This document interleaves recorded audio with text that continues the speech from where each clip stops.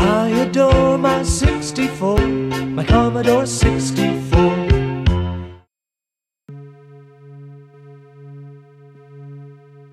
Hello and welcome to a Let's Play from the Commodore 64 Appreciation Society. Today we're going to take a look at one of the most unique, trippiest games ever released for the 64, Master of the Lamps. Master of the Lamps is a brilliant combination of simple but challenging gameplay and amazing music, all wrapped in a cool psychedelic veneer. It's one of my favorite games on the 64 and is one that I played regularly and often. Let's jump in with a quick overview and then we'll play. Master of the Lamps was released in 1985 by the mighty Activision. Activision had a ton of success in the early 80s with classic Atari 2600 games like River Raid and Pitfall, but was hit hard by the video game crash in 1983. Lucky for us, they pivoted to the home computer market and immediately began creating bangers like Hero, Ghostbusters, Little Computer People, and of course, Master of the Lamps. The game was designed by Peter Kaminsky and programmed and composed by the prodigious Russell Lieblich, who has credits on close to 20 other games on the 64. It's no overstatement to say that Lieblich created some of the very best and most memorable in-game music during the era, and his work on Master of the Lamps was sublime.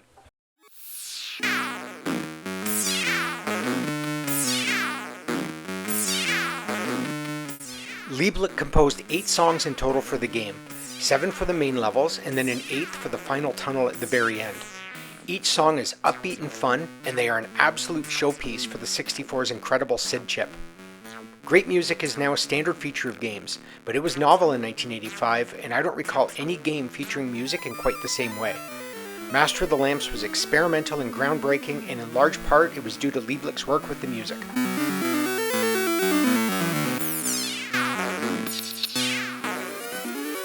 In the game, we take the role of an Arabian Prince. His father shattered 3 magical oil lamps, freeing the genies within.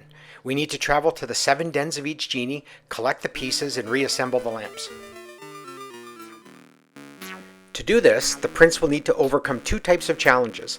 First, he will need to navigate his magic carpet through a series of fast-moving, multicolored tunnels to get to the genie's den. Then, once in the den, he will need to match a series of tones that the genie blows from his hookah pipe. And seriously, I thought it was a giant bong when I was a kid, and I was good with that. The magic carpet rides are probably the most memorable of the 2 gameplay modes.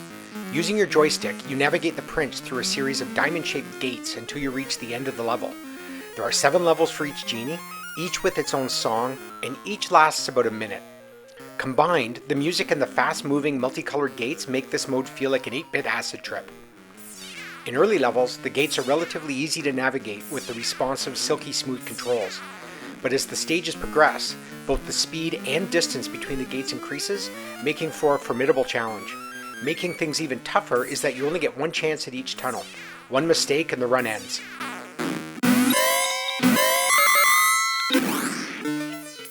Once you reach the end of the tunnel, you find yourself in the genie's den. After banging a gong 3 times, the genie, who looks good and stoned, appears. He takes a giant puff from his hookah and then languidly blows out a puff of smoke that reveals the tones he wants to hear. You then need to match the tones by banging on the correct gong. Once all are matched, you collect a piece of the lamp and then progress to the next level.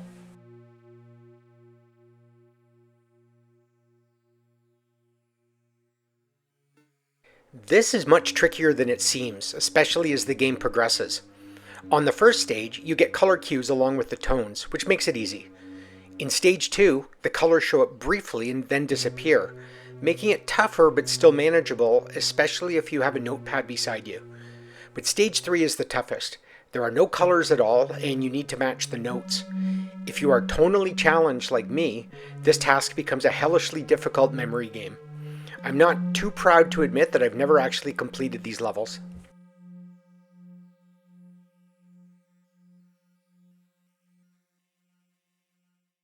Reviews at the time were mediocre to good.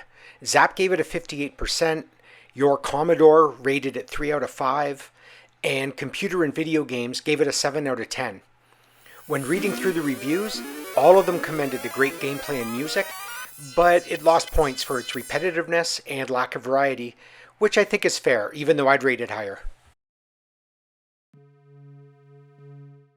The Commodore 64 Appreciation Society absolutely adores Master of the Lamps. The combination of hyperfast gameplay, trippy visuals, and killer soundtrack make for a truly unique offering on the 64, and it's a game that we'll always remember fondly. If you haven't tried Master of the Lamps yourself, I'd strongly recommend it, which you can do for free at c64online.com. I've left a link in the description. And now, let's play! I will run through the entire first stage so that you can hear each of the amazing songs, and then I'll fast forward to the final tunnel and the end screens. Enjoy!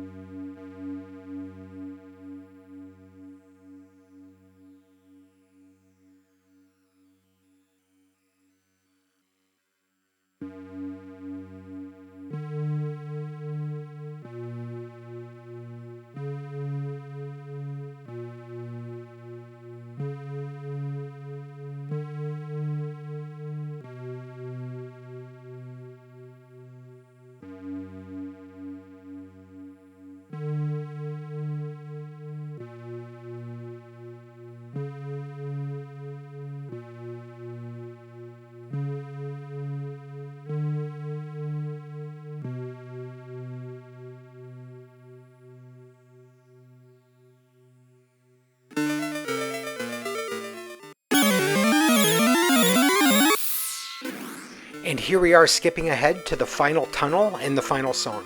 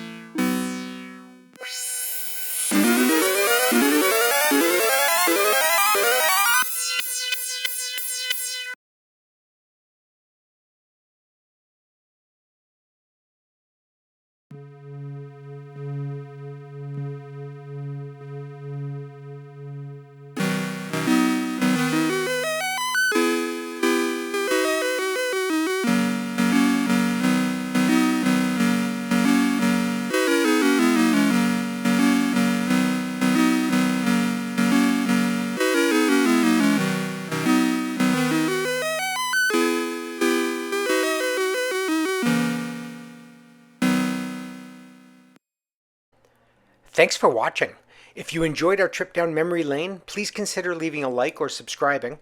And don't forget to leave a comment if you have any memories of Master of the Lamps or you have any requests for other games you'd like to see covered. Hope to see you again.